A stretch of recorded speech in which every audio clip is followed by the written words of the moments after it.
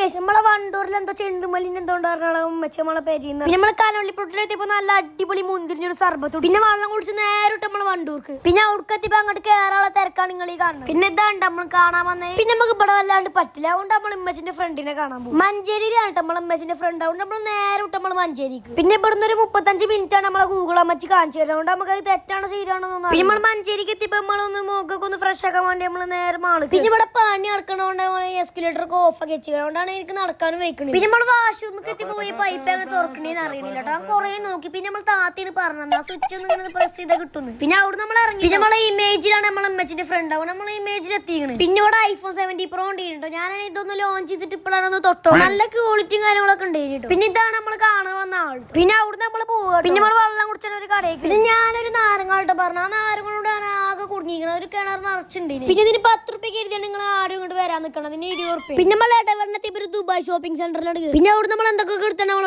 കനവള്ളിപ്പൊട്ടിലെത്തിയപ്പോ full block. പിന്നെ നമ്മൾ നെല്ലുമ്പരത്തിപ്പോ നേരെ സ്റ്റേഷൻ വേണ്ടി നമ്മൾ മിൽമേ കയറി. പിന്നെ ഇതാണ് നേരെ നമ്മൾ ഫുഡ് കഴിച്ച് നമ്മൾ പോവാൻ നിൽക്കുക. ഇന്നത്തെ ഇത്രയുള്ള ബൈ.